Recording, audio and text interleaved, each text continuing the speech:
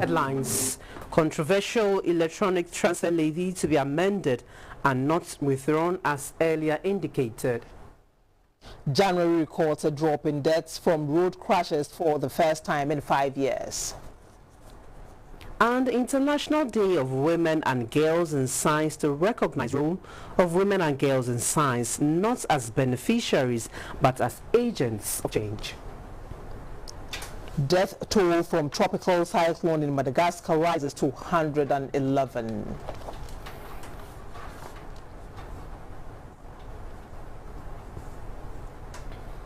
Good evening and thanks for joining us for News Hour at 7. We are live on GTV, GBC News and DSTV on channel 278. My name is Clara Mlanu. We also streaming via Facebook at Ghana Broadcasting Corporation. My name is Rahma Mahmoud Jawando. Now the details. The controversial electronic transfer levy, the e-levy bill, will now be amended instead of being withdrawn as earlier indicated. The Deputy Majority Leader, Mr. Alexander Fenyo-Markin, who disclosed this when he presented the business statement for next week, however, failed to indicate any time frame. Later in an interview with the Parliamentary Press Corps, Mr. Afenyo-Markin explained that the amendment will take into consideration views being expressed by the public on the proposed e-levy. During the presentation of the 2022 budget statement, the Minister for Finance, Mr. Ken Ofori-Atta, announced the introduction of a 1.5% levy on all electronic transactions. Since then, there have been a spirited agitation against the proposal led by the minority in Parliament. As a result, government is engaging further with the public through series of town hall meetings in parts of the country. The Deputy Majority Leader, Mr. Alexander Fenyo-Markin, said the proposed amendments to the bill, which will give legal backing to the collection of the levy, will factor views expressed by the public. Instead of the withdrawal is being amended because government engaged other stakeholders, and in fact government is still engaging. At the moment, government has come to a 1.5%. The telcos have also reduced by 0.25. All these must reflect in the bill. The minority is, however, adamant in its stance on the levy. The leader of the minority in Parliament, Mr. Aruna Idrisu, said his side is totally opposed to the bill in its form and shape. The ranking member on the Foreign Affairs Committee at MP for North Tong, Mr. Samuel Okujeto-Ablakwa, explains further the position of the minority. To register our revulsion, a very strong opposition to the President's continuous, contemptuous and insensitive conduct in chartering ultra-luxurious executive jets when Ghana has a presidential jet which is in pristine condition. For now, it is still not clear when the bill will be tabled again for its second reading and debate. Also on the floor of the House, the Deputy Speaker of Parliament, Mr. Joseph Oseusu, asked the leadership to schedule the Minister for Education, Dr. Osei-Yao Educhum, to appear before the House to brief MPs on the status of the UTAC strike currently ongoing. Meanwhile, the President is expected to deliver this year's State of the Nation address on the 3rd of March 2022. Still in Parliament, the Member of Parliament for Tamale North, Mr. Alhassan Sohini, has asked the National Media Commission, NMC, and the Minister for Information to appear before the House to update members on steps they are taking to ensure press freedom and safety of journalists in the country. Mr. Sohini noted that this has become necessary in view of recent arrests of some media practitioners in the country. When you make references to how Bobby Ansah was arrested after work on his way home, make reference to the modern Ghana journalists who were, maltreated, after they were arrested by national security officers.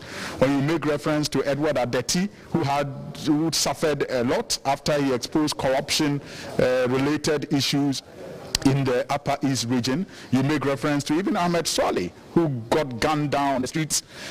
I mean, it invokes fear in people and makes people wonder if that argument that in a democracy you are free to express yourself without recrimination is anything to go by.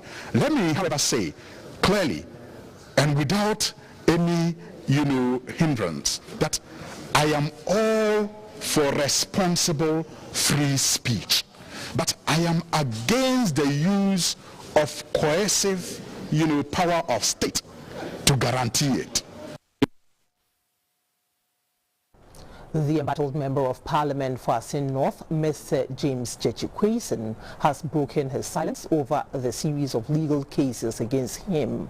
The High Court in Accra has declared his election as MP null and void after it held that Mr. Quayson has dual citizenship at the time of filing his nominations.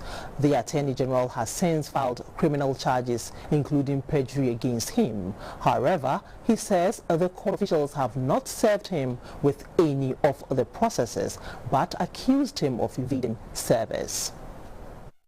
I am not going to go into any extent to own up any information to you. All I'll say to you is that matters are in court, and leave the courts to do their work. But are you evading service? Will you avail yourself? Will you avail yourself for service, or have you been served? I cannot comment any further. All I say to you is that I'm conducting my parliamentary duties, and that's all I can say. Thank you. Okay. Thank you, guys. Thank you. Do you have any word for your constituents? No, they know what I'm saying.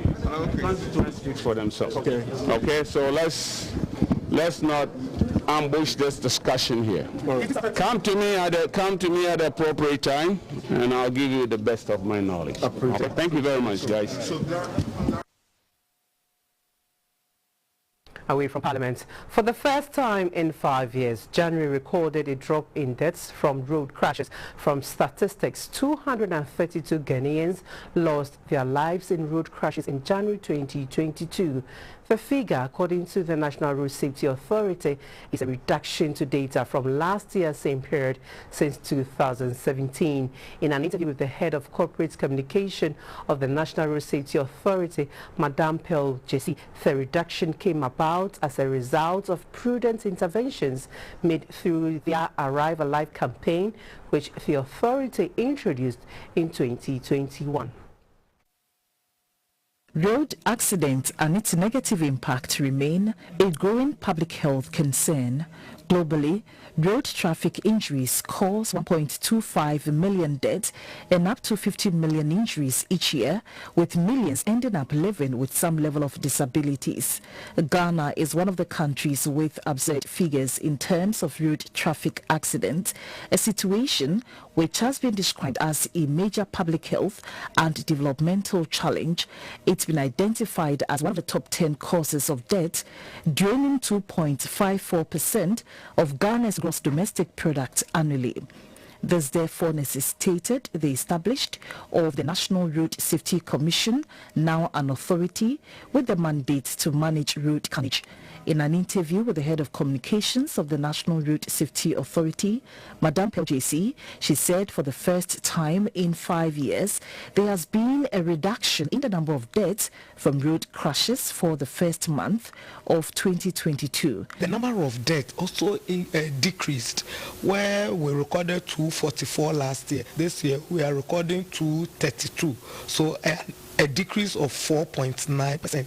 So when we look at the indicators, 5 of the indicators out of 8 reduce, which is a happy news or narrative to hear.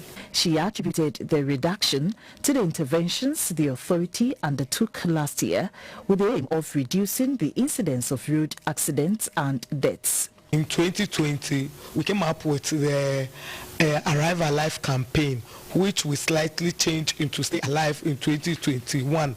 And we put so much effort in the campaign that it went up a lot of people became aware, and then combining the campaign we added a little bit of enforcement. She explains the strategies for the rest of the year and advises the public, especially drivers, to be cautious on the road and abide by the road safety regulations.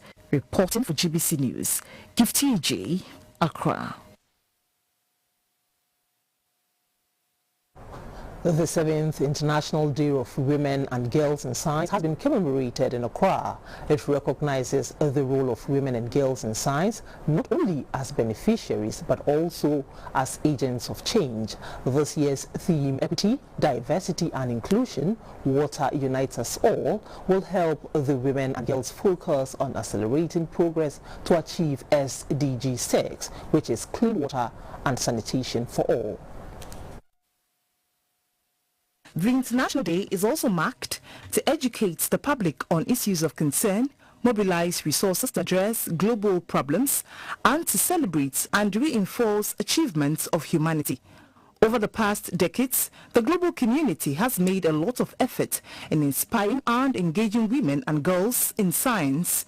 Yet, women and girls continue to be excluded from participating fully in science. To achieve full and equal access to and participation in science for women and girls, to further achieve gender equality and the empowerment of women and girls, February 11 since 2015 has been set aside as International Day of Women and Girls in Science.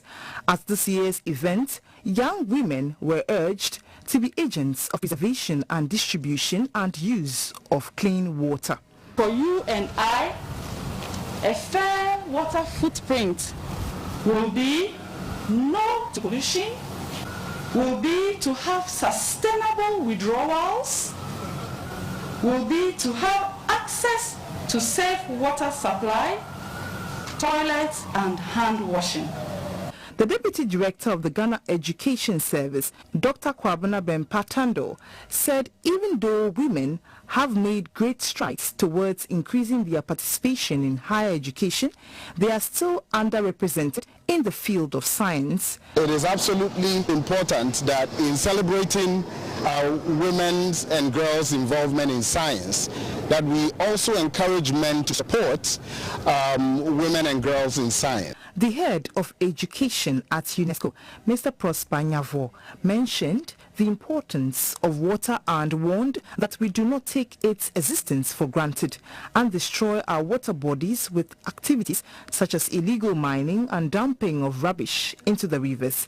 He said whatever we do, we must think about how best we can sustain the environment. The overall goal of promoting science and gender equality is to support the achievement of internationally agreed development goals, including the 2030 Agenda for Sustainable Development. For GBC News, Yaira Lawe reporting. In today's world, science, technology, engineering and mathematics STEM is the game changer. Yet, women and girls are still underrepresented globally in science-related fields. But the case is more precarious for persons living with disabilities, PWDs, braving the odds to find space in that space. On the UN International Day of Women and Girls in Science, I share with you a brief on a 20-year-old amputee science student who is not only determined to change the narrative for herself, but the disability world. She's determined to advance her capacity and contribute effectively to the STEM world. Diagnosed with bone cancer in class 3 just at age 9, Emanuela Blay Ando did not snuff out her dream of becoming a top-notch app developer, even after her right leg was amputated in 2011.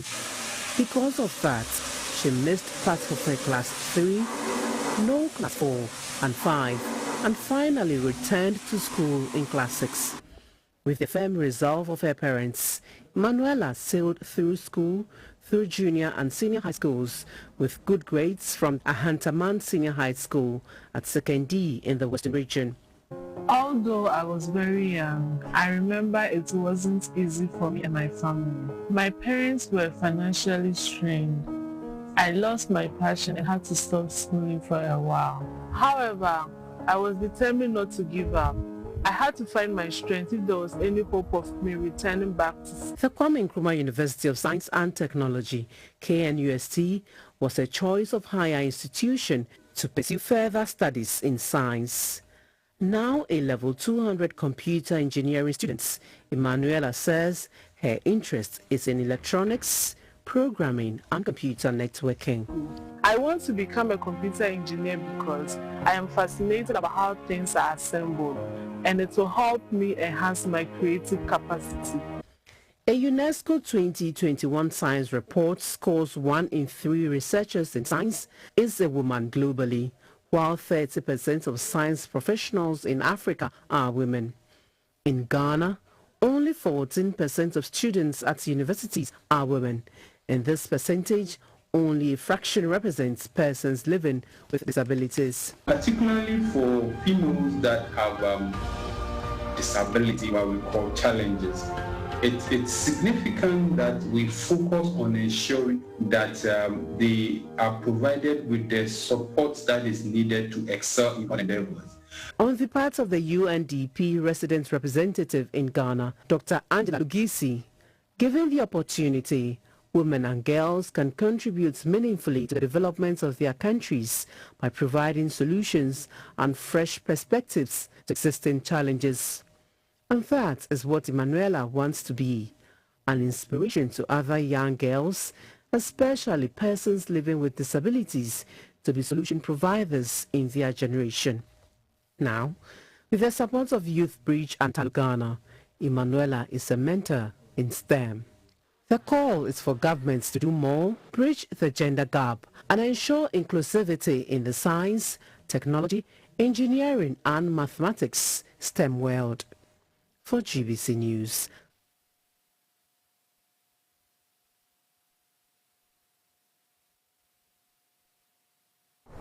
the quality of the air in Accra has been described as unhealthy due to the harmattan dust from the northeast, household and bush burning activities, and emission from vehicles.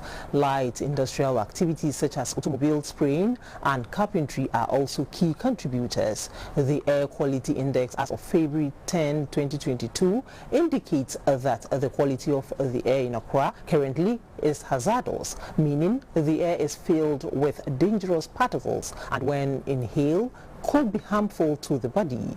The head of Environmental Quality Department of the Environmental Protection Agency earlier educated us on the state of air quality in Accra and its environs.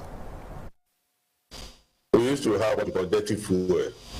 Our diesel, petrol, the sulfur levels were really very high.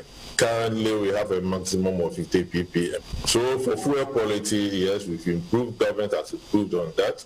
And then when we come to the cooking aspect, then we keep on using the firewood, the charcoal, because of the cost of gas, LPG. So that's where we need to do a lot. The government needs to look at that aspect and then improve upon the cost. People are moving to the charcoal and then the firewood. And many of this in the cities, in our homes, really aggravates the situation that we have. But for the industrial sector, because EPA is also implementing what we call environmental assessment regulations, and companies are really permitted, there's some form of control. And those who do not have emission control systems are being requested to put in those systems to reduce emissions that goes into the atmosphere. burning olorites and to extract metals from them and other precious metals. These are things that we need to control. We need to even avoid them because they have serious implications. So we need to look at that and then try to avoid that and do more. And I'll plead also with the media that you have to highlight on these things, put pressure on institutions that are supposed to do their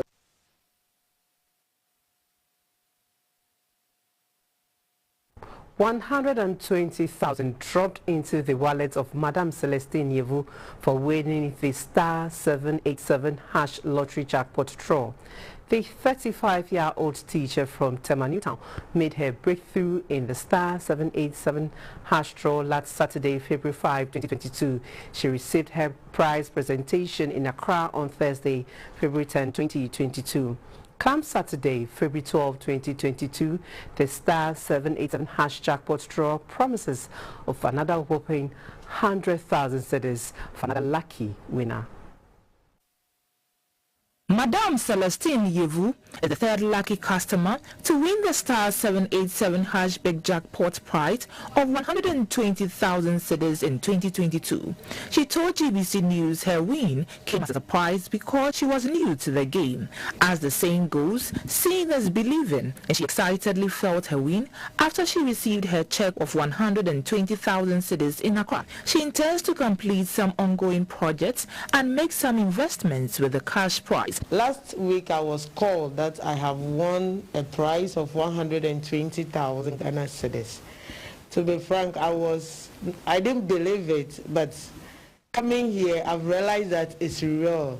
So everybody out there, make sure you also participate. Star 787 is real. So each and every one out there should participate. Also packed with the star 787 hash Saturday weekly draw is the special Tuesday draw, where 50 players each pocket 200 cedis, as well as the special Thursday draw, where 6 players are rewarded with 1,000 cedis each. The head of customer experience at star 787 hash lotteries, Mr. Richard Akotobamfo, said star 787 hash guarantees an extra 2,000 cedis win for 6 lucky players after purchasing 3 or more tickets before midnight every Thursday. This very Saturday, there is a guaranteed 20,000 Ghana cedis unique prize and 100,000 Ghana cedis jackpot value, and you can be the person to win this prize. All you have to do is to pick your phone now and dial star 787 hash, and you could be going home with 20,000 guaranteed unique prize,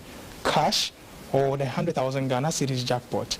So take your chance now. All tickets purchased for the special Tuesday and Thursday draw automatically qualify for the big jackpot value draw of 100,000 cedis on Saturday, February 12, 2022. Interested participants are to dial star 787 hash. Select play now, enter participation and confirm your mobile money PIN for payment on all networks.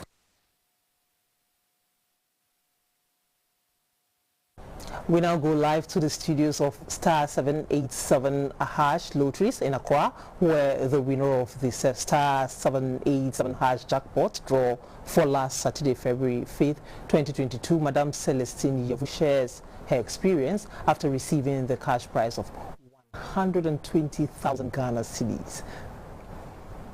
We are currently live at the office of Star 787 hash in Accra, and we present to you the third lucky winner of the jackpot draw for the year 2022. She's Madame Celestine Yevu. Madam, you are live on GBC News, and you tell us about yourself. So who is Madame Celestine Yevu? Madame Celestine Yevu is a busy school teacher who resides in Tema Newtown, and she teaches at my here SDA Basic School. Okay, so tell us, how was the feeling when you got a call from Star 787 hash that you've won 120,000 cedis? How was the feeling like? It was something else. I really felt good. Initially, I didn't believe it. Why wouldn't you believe it? Because I wasn't thinking that the amount I use in playing, I could win such an amount. Okay, you said you couldn't believe the amount you used wouldn't earn you 120,000. Can you tell us the amount you used to play this game? I used 25 cedis. That is for 5 tickets. Just 25 cedis. She was able to win 120,000 cedis. Wow. When you were given the call to come for the check, were you in doubt when you received the check? What was the feeling like? Before I left the house to the office, I was a little bit in doubt. I wasn't thinking it could be true. But I just said, let me come and see how true it is. And when I came, it was really true. I have a lot of projects on my mind, so I would like to use it for those projects. Oh, okay. That's interesting. Before I leave you, is there any other thing you want to share with players of star 787 hash lotteries? Yes, I just want to tell viewers out there that star 787 is real. And you're lucky, you could be the next lucky winner.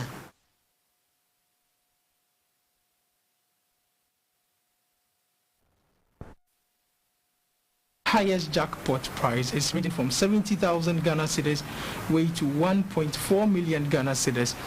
This very Saturday, if you are watching us right here, that is tomorrow, you stand a chance to take home a guaranteed unique prize of 20,000 Ghana cedis or a jackpot worth 100,000 Ghana cedis. With a ticket less of 5 Ghana cedis, you can be our next jackpot winner. So take that opportunity now. Pick your phone now, star 787 hash. Play the mobile lottery now, and you could be changing your life. Some education stories. The Catholic Institute of Business and Technology in Accra is experimenting an idea intended to make graduates of the school creative problem solvers in our society and beyond. The institute has constituted a strategic development advisory board which has been inaugurated in Accra. Institute of Business and Technology Strategic Development Advisory Board was constituted as a think tank and an idea-generating body to influence business and technology training in the institute. The underlying objective is that graduates from the institute who benefit from such novel ideas inspired by the advisory board will lead a development revolution in Ghana and help the country to leapfrog its long-standing problems. The chairman of the advisory board, Mr. Isaac Osei, who is also a former member of parliament for Subin constituency in the Ashanti region, described the Catholic Institute of Business and Technology as an institution of hope for Ghana and Africa. The executive director of the Catholic Institute of Business and Technology, Madame Emefa Techi Amwako, said the objective of the institute is to provide an all-round education and create entrepreneurs to close the gap of unemployment in the country.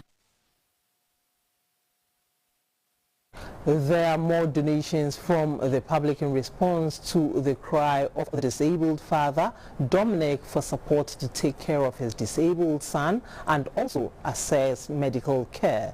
MP for K2 South and a former Deputy Minister for Tourism, Ms. Ablajifa Gomashi, has donated has offered some support to the family.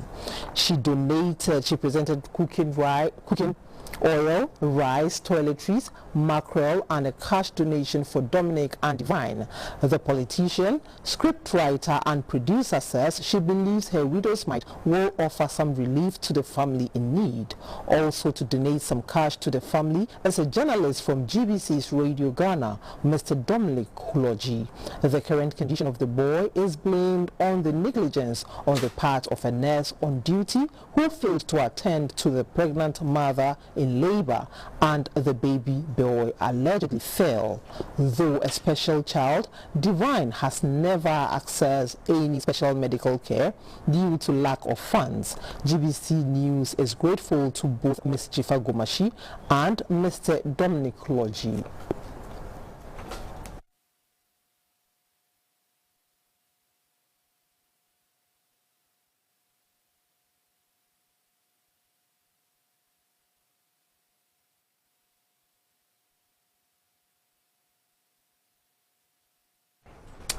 And you are watching News Hour live on GTV and GBC News. We bring you business, sports, entertainment.